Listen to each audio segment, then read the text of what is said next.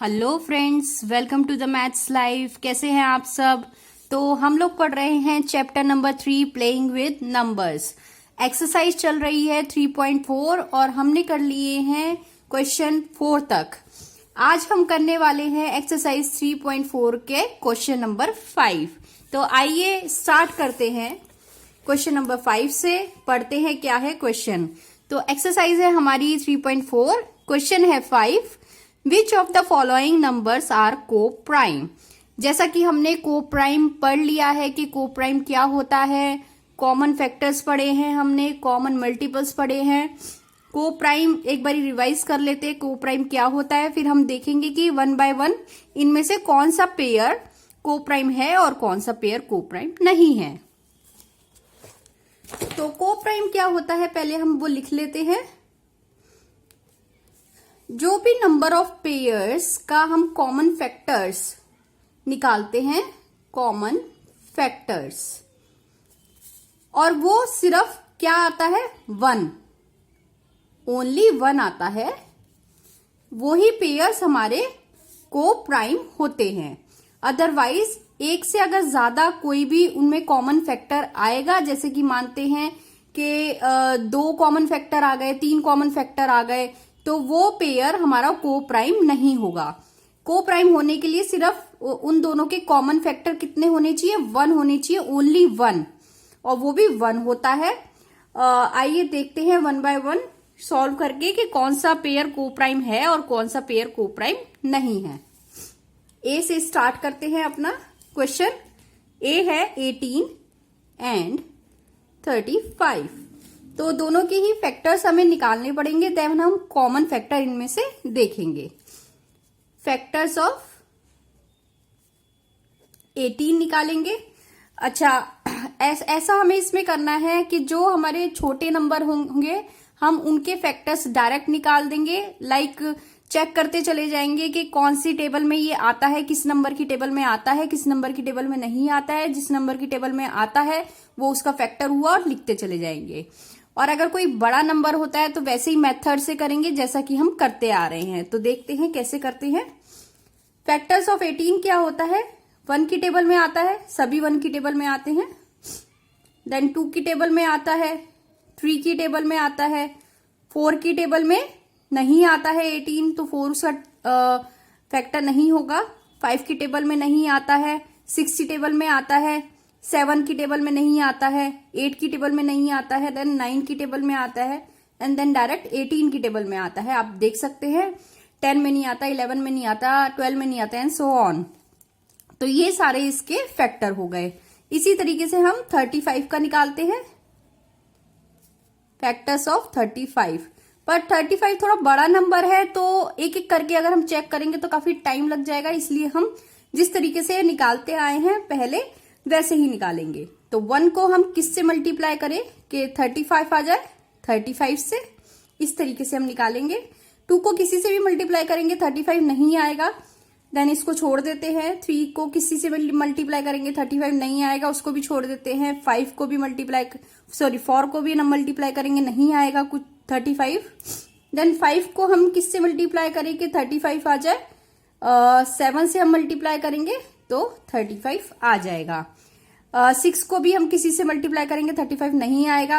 Then 7 को हम किससे मल्टीप्लाई करें, 5 से करेंगे तो 35 आ जाएगा। बट ये वाला पेयर हम पहले ही लिख चुके हैं तो इसको हम नहीं लेंगे दोबारा, बार बार लेके कोई फायदा नहीं है, इसलिए हम काट के यहीं पे स्टॉप कर देते हैं जब हमें सेम पेयर मिल जाता है। तो यहाँ पे हम लिख देते हैं इसके फैक्टर्स 1, 5, 7 एंड 35। ये सारे इसके फैक्टर हो गए।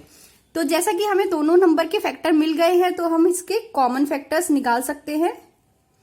कॉमन फैक्टर्स कौन कौन से कॉमन फैक्टर हैं, 1 एंड 1 है, 1 लिख देते हैं। और कोई है, 5 नहीं है, 7 नहीं है, 35 नहीं है। तो जैसा कि हमें यहाँ पे दिख रहा है कि इन दोनों का सिर्फ 1 कॉमन फैक्टर है, तो इसका मतलब क्या है, जब हमारे पास सिर्फ 1 कॉमन फैक्टर होगा तो हमारा पेयर क्या होगा, को प्राइम।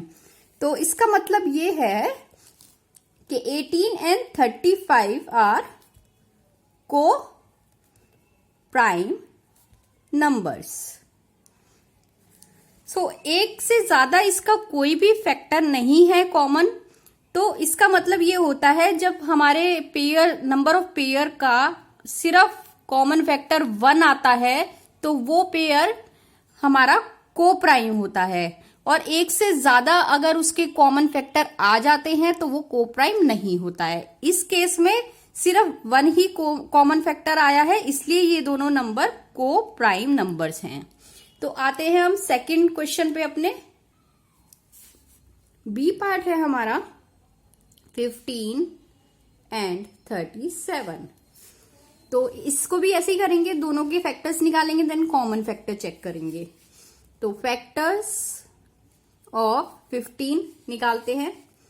15 का डायरेक्ट हम निकाल सकते हैं, 1 की टेबल में आता है, 2 की टेबल में नहीं आता है, 3 की टेबल में आता है, 4 की टेबल में नहीं आता है, 5 की टेबल में आता है, देन 6 की टेबल में नहीं आता है, 7 की टेबल में नहीं आता है, 8 की टेबल में नहीं आता है, 9 की टेबल में नहीं आता है, 10 की टेबल में नहीं आता है, 12 की टेबल में नहीं आता है, एंड देन डायरेक्ट 15 की टेबल में आएगा।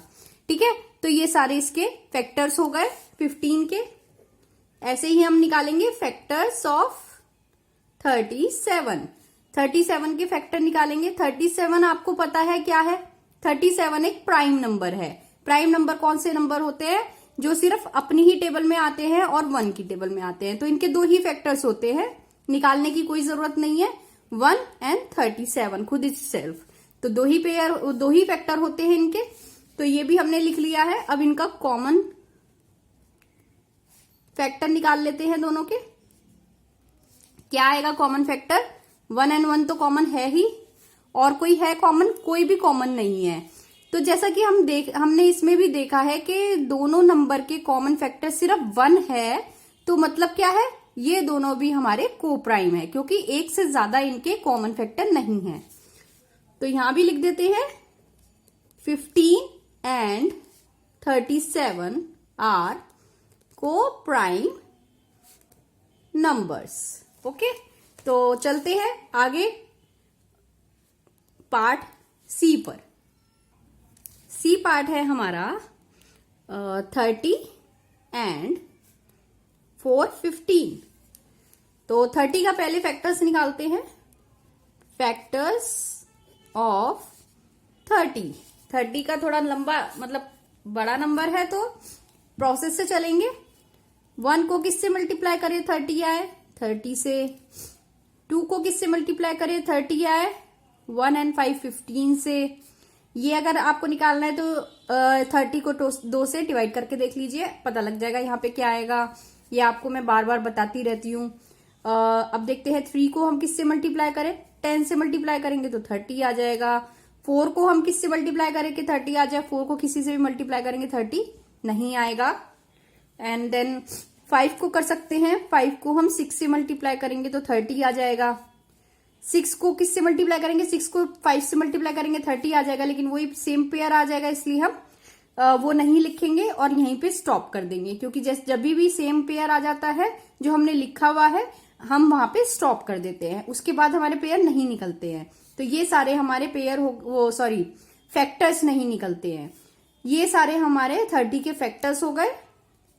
लिख देते हैं सारे फैक्टर्स, 1 2 3 5 6 10 15 एंड 30।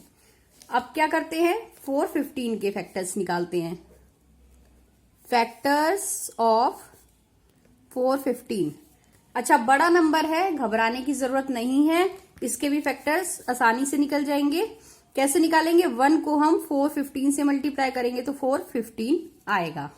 ठीक है, अब 2 को किसी से भी मल्टीप्लाई करेंगे 415 नहीं आएगा, क्योंकि पीछे 5 है, और 5 वाला जब 1 पे 5 होता है तो 2 से डिवाइड नहीं होता है। तो 3 को किसी से भी मल्टीप्लाई करेंगे तो भी ये डिवाइड नहीं होगा 3 से, तो 3 की टेबल में भी नहीं जाएगा ये।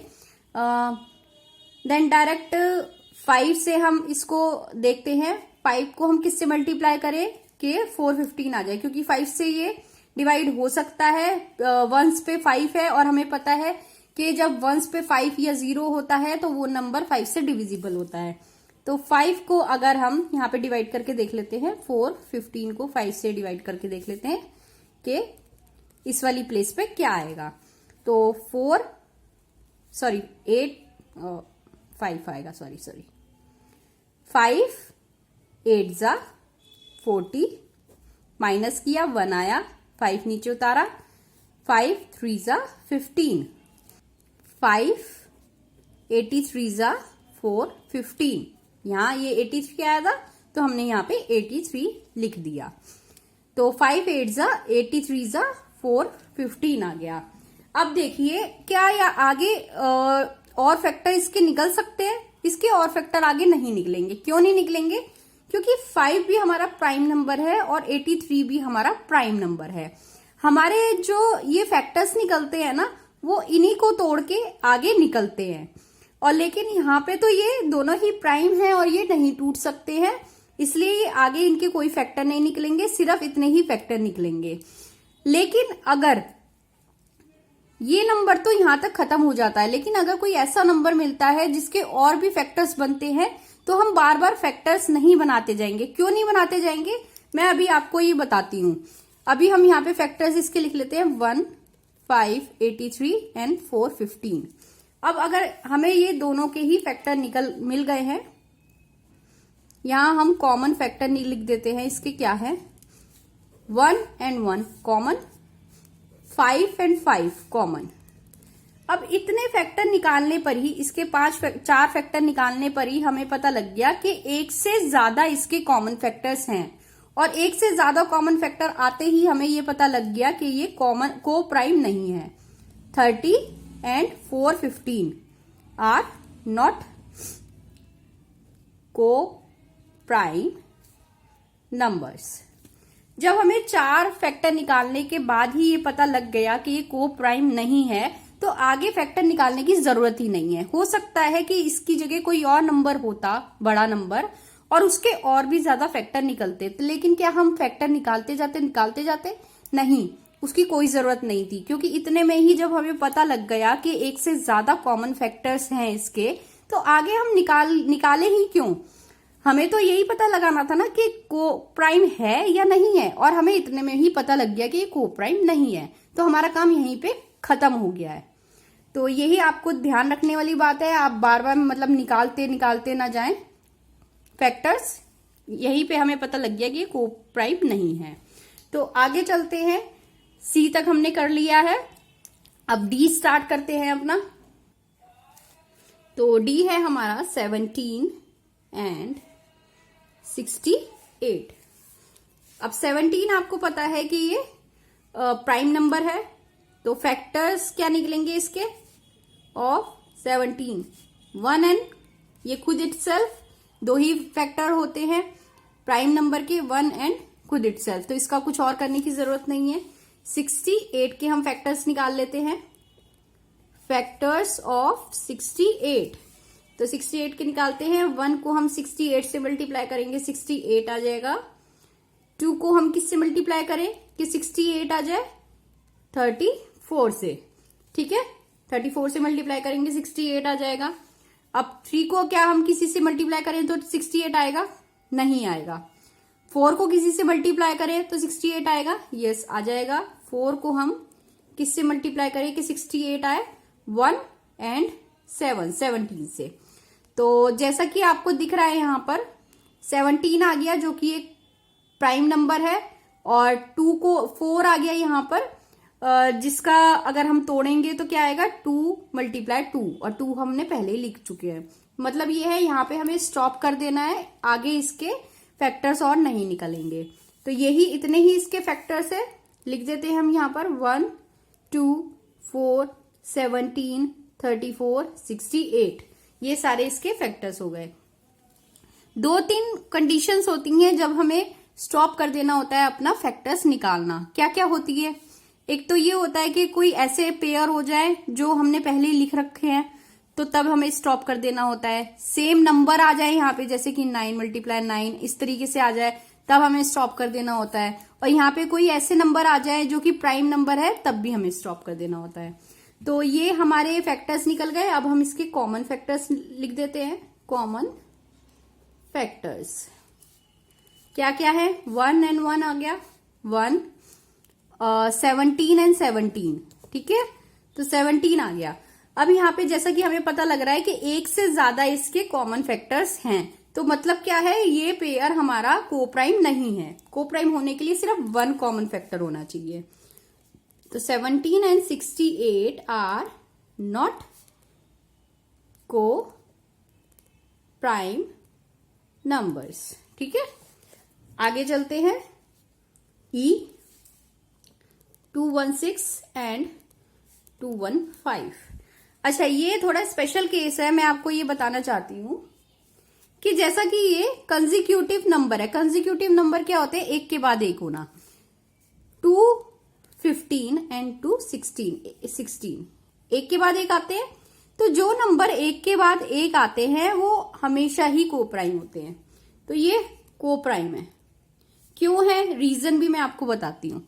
जैसे कि आप मान लीजिए 3 and 4 है पेयर, 4 and 5 है पेयर, 8 and 9 है पेयर।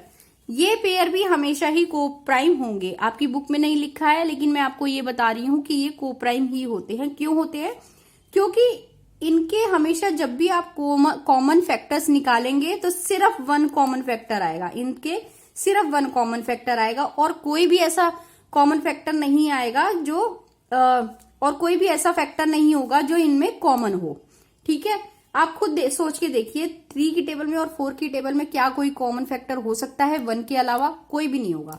4 की टेबल में, 5 की टेबल में कोई हो सकता है? नहीं होगा। 8 की टेबल में, 9 की टेबल में हो सकता है? नहीं होगा। इसी तरीके से 215 एंड 216 की टेबल में भी कोई भी कॉमन फैक्टर नहीं होगा 1 के अलावा। तो इसका भी कॉमन फैक्टर ऑफ 215 एंड 216 क्या होंगे? सिर्फ 1। इसलिए ये कोप्राइम होंगे। और आप इसको लिख भी सकते हैं, because their common factors is only 1 and they are consecutive numbers, so that they are coprime numbers, ठीक है। तो मैं आपको इसका कुछ एक एग्जाम्पल भी निकाल करके दिखा देती हूं। जैसे कि 8 and 9 है, 8 के फैक्टर्स निकाल लेते हैं। फैक्टर्स 8 के क्या होंगे? 1 की टेबल में आता है, 2 की टेबल में आता है, 4 की टेबल में आता है, देन 8 की टेबल में आता है। 9 के फैक्टर्स निकाल लेते हैं। 9 1 की टेबल में आता है, 3 की टेबल में आता है, देन 9 की टेबल में आता है। अब देखिए, सिर्फ 1 ही इनमें कॉमन है और कोई भी कॉमन नहीं है। आप ऐसे कोई सा भी पेयर ले लीजिए नंबर का जो कंजिक्यूटिव नंबर हो, एक के बाद एक आते हो, उनमें हमेशा आपको सिर्फ 1 ही कॉमन मिलेगा और कोई सा भी कॉमन नहीं मिलेगा, इसलिए वो कोप्राइम नंबर्स होते हैं। तो आइए करते हैं अपना लास्ट पार्ट इस क्वेश्चन का, F 81 एंड 16। तो 81 के फैक्टर निकालते हैं। फैक्टर्स ऑफ 81, 1 को 81 से मल्टीप्लाई करेंगे, 81 आएगा। 2 को किसी से भी मल्टीप्लाई करेंगे, 81 नहीं आएगा। देन 3 को हम किससे मल्टीप्लाई करें कि 81 आए? 3 को हम करेंगे 2 एंड 7, 27 से करेंगे तो 81 आएगा। नाउ आगे देखते हैं, अब किससे करें? 3 से चला गया, 4 से नहीं आएगा कोई सा भी, 5 से भी नहीं जाएगा, 6 से भी नहीं जाएगा, 7 से भी नहीं जाएगा, 8 से भी नहीं जाएगा, 9 से डायरेक्ट जाएगा। 9 को 9 से मल्टीप्लाई करेंगे तो 81 आएगा। सेम नंबर आ गया। अभी यहाँ पे स्टॉप करना पड़ेगा हमें, सिर्फ यही इसके फैक्टर्स है, 1 3 9 27 एंड 81। तो ये 81 के फैक्टर्स आ गए हैं यहाँ पर। और यहीं पे मैं आपको 16 के फैक्टर भी निकाल के दिखा देती हूँ। Factors of 16। तो 16 के क्या क्या फैक्टर्स होंगे?